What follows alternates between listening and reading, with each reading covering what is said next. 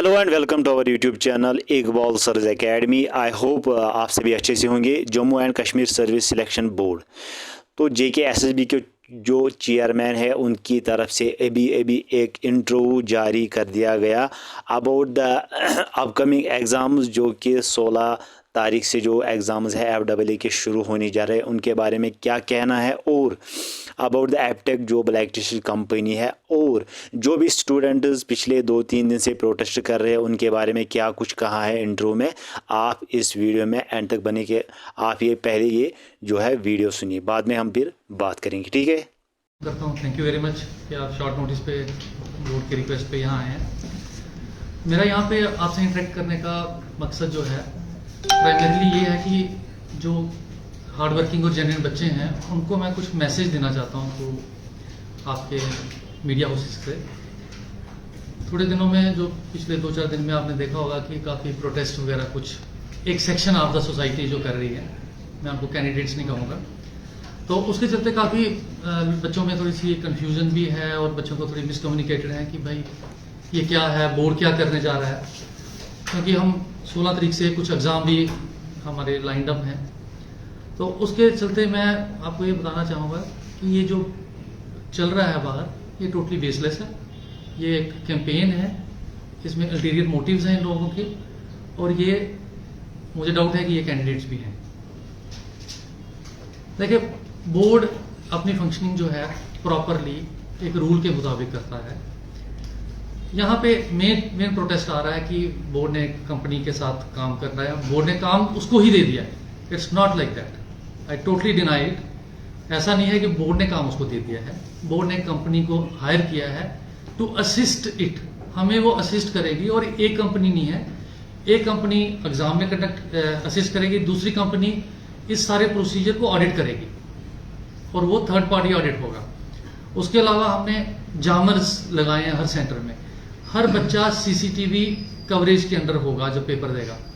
Besides that general administration department observer लगाता है senior officers को जो पूरा मॉनिटर करते हैं। डिस्ट्रिक्ट एडमिनिस्ट्रेशन की तरफ से हमारे पास ऑब्जर्वर्स आते हैं, मैजिस्ट्रेट्स आते हैं, बोर्ड अपने मैजिस्ट्रेट्स लगाता है, अपने ऑब्जर्वर्स लगाता है जो वहां पे कोऑर्डिनेट करते हैं ये एक्टिविटीज।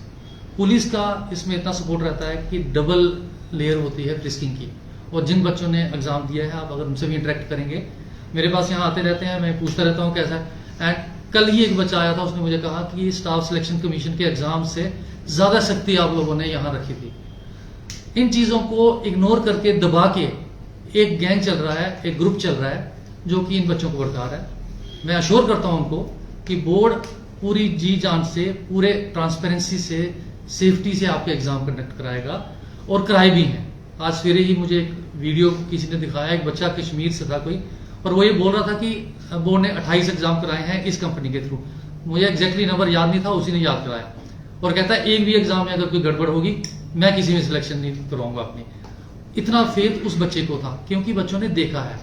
जो बच्चे इन प्रोटेस्टर्स में हैं, जो इनमें इनके बहकावे में आगे हैं, वो बच्चे भी जानते हैं कि यार बोर्ड अच्छी तरह से एग्जाम करा रहा है, इसमें कोई दो राय नहीं है।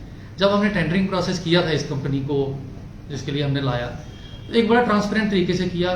QCBS मेथड है, क्वालिटी कम कॉस्ट बेस्ड सिलेक्शन होती है, और ये हमारा बड़ा ट्रांसपेरेंट मेथड था।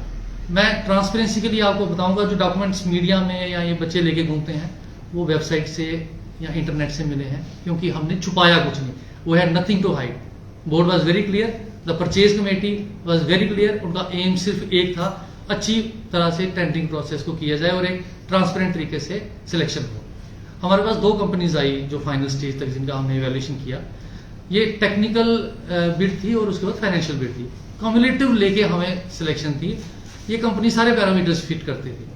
अब बार बार एक सवाल मार्केट में आ रहा है, मैं इस समय ज्यादा इसके बारे में बोलना नहीं चाहूंगा क्योंकि ये केस ऑलरेडी कोर्ट में है, लेकिन फिर भी बार बार ये आ रहा है black listed, black listed. It's not black listed, it was black listed. ये कंपनी पास्ट में ब्लैक लिस्टेड थी।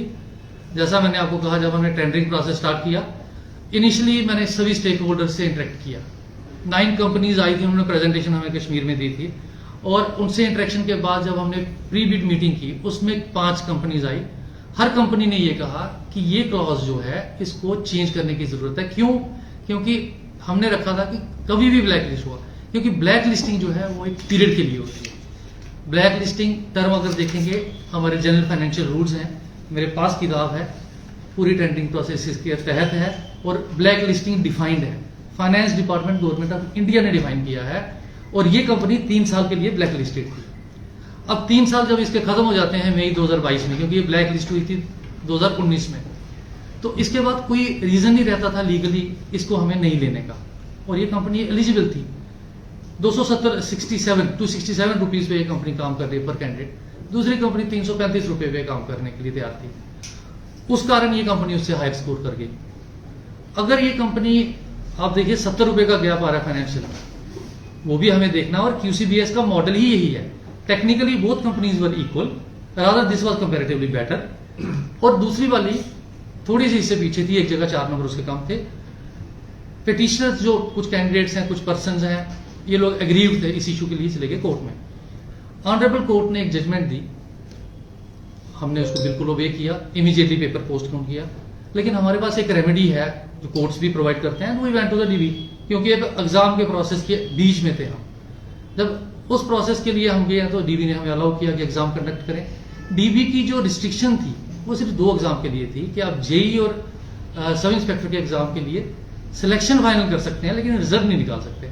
तो हमने ऑनर करते हुए, ऑनर करना है ऑनरेबल हाई कोर्ट का, इसमें तो कोई दो राय नहीं है, हमने ऑनरेबल हाई कोर्ट को एक रिक्वेस्ट की कि आप हमें परमिशन दे दिए रिजल्ट के लिए भी। उन्होंने कहा नहीं, हम केस ही सुनेंगे, पूरा केस सुनेंगे और फैसला करेंगे। 27 और 28 फरवरी को केस हमारा अच्छी तरह से सुना गया, दोनों पार्टीज ने आर्ग्यू किया और उसके बाद जजमेंट आज की डेट में रिजर्व है। ये अचानक क्या होता है कि 2-3 दिन से ये एक्टिव हो जाते हैं बच्चे हैं कि जो भी इनके पीछे हैं, क्यों एक्टिव होते हैं? क्या ये जजमेंट को इन्फ्लुएंस करना चाहते हैं? कोई और रीजन है? वो ये बेटर बता सकते हैं आप लोगों को। लेकिन फैक्ट रिमेन्स, जब हम DB में गए और DB की जजमेंट आई, ये बच्चे उस जजमेंट को लेके सुप्रीम कोर्ट में गए और सुप्रीम कोर्ट ने कहा कि आप ये DB को डायरेक्शंस दी कि आप 3 महीने के अंदर ये फैसला करके दें, ये केस डेलिब्रेट करें और डिस्कस करके अपनी एक जजमेंट दे दें। तो जब मसला कोर्ट के पास है, यहां पे हम क्यों सड़कों पे आ रहे हैं? क्या ब्लैक लिस्टिंग जो है वो सड़कों में डिफाइन होगी, रोटरी में डिफाइन होगी? ऑनरेबल हाई कोर्ट डिफाइन करेगा। जब केस वहां है, ना राजेश शर्मा करेगा, ना कोई और करेगा, ना A करेगा ना B करेगा। सो हमें इज्जत करनी चाहिए इंस्टीट्यूशंस की। आप हर इंस्टीट्यूशन के लिए कहते हैं यहाँ खराबी है, वहां खराबी है। मैं आपको एक पर्सनल बताता हूं, 2000 में मैंने इस SSB में एक एग्जाम दिया और मैं सिलेक्ट नहीं हुआ। अगले साल मैंने दूसरा एग्जाम दिया, मैं सिलेक्ट हुआ। पहले साल क्या ये बोर्ड खराब हो गया, दूसरे साल ठीक हो गया? पहले साल मैं नाकाबिल था, मैंने मेहनत की, दूसरे साल मैं काबिल हो गया। ये बच्चों को समझने की जरूरत है। जब भी कोई एग्जाम होता है, 1000 पोस्ट होती है, 2 लाख हम एग्जाम करा रहे हैं 972 पोस्ट का, 1,95,000 कैंडिडेट है, होंगे तो 972 ही क्वालिफाई ना, तो बाकी सारे कहेंगे जी गड़बड़ी हो गई। ऐसा नहीं होता। जो सीरियस कैंडिडेट है वो आज भी घर में बैठा है, गरीब का बच्चा है। हम इस दौर से गुजरे हैं, 20 साल ही हुए मुझे इन बोर्ड्स में देते हुए एग्जाम। मैंने इन बच्चों से ज्यादा एग्जाम दिए हैं और मैं जानता हूं कैसे बच्चा जो गरीब होता है वो कैसे आगे चलता है। ऐसा नहीं होता कि आप इनको परसुएट करके बच्चों को तैयारी करने से रोकते हैं। जो गरीब बच्चा कहीं पहाड़ों में किराया लेके जरा इधर बैठा हुआ है इस समय, उसको पढ़ने दीजिए और let them come on their merit. और वो आते भी हैं, हमें भी आते हैं। अगर ये नेगेटिव एलिमेंट आते हैं, पॉजिटिव भी आते हैं। और मैं इनको भी नेगेटिव नहीं कहता, इनको बहकाया गया, ये इन्फ्लुएंस में है। मेरे पास ये लोग आए, ये मेरे पास भी आए, आपने से कुछ 2-2 घंटे मेरे साथ इंटरेक्शन की इन्होंने, और मैंने इनको समझाया भाई ये प्रोसेस होता है। लेकिन जब आपने ये सोच लिया है हमने सिस्टम के अगेंस्ट जाना है, हमने हर चीज को आर्गू करना है कि ये गलत है, अपोज करना है, तो दैट इज नॉट गुड। वो एक ठीक तरह से काम नहीं है। एक हमारे एग्जाम हुए 29 नवंबर को, फिर दिसंबर में, फिर फरवरी में भी हुए। इन एग्जाम की क्वालिटी आप देखें बहुत अच्छी रही। एक एग्जाम था जो एक ही शिफ्ट थी और एक ही सेंटर था जम्मू में। फॉर्चुनेटली और अनफॉर्चुनेटली हम 4-5 ऑफिसर बोर्ड के वहीं थे और मैं खुद भी वहां था। इतने में क्या होता है कि वहां बिजली चली जाती है एग्जाम स्टार्ट होते हैं और कंप्यूटर सिस्टम जो है बंद हो गए, क्योंकि वो जनरेटर इमीडिएटली ऑन नहीं हो पाया। It took another 5-10 minutes. हम जितने ऑफिसर थे, हम हर रो में एक ऑफिसर खड़ा था और हमने हर बच्चे के पास जा जाके उसका कंप्यूटर ऑन किया। और ये कंप्यूटर बेस में ये है, अगर आपके 5 मिनट में ब्रेक हुआ आपको पूरे टाइम मिलेगा, क्योंकि वो रिकॉर्डेड आ जाता है उसमें। अब ये क्या मुझे मैसेज शाम को आता है कि उस सेंटर पे मास चीटिंग हुई है। मास चीटिंग मुझे कोई बताएगा कि कौन सी होती है? मैं खुद खड़ा था, कहाँ मास चीटिंग थी?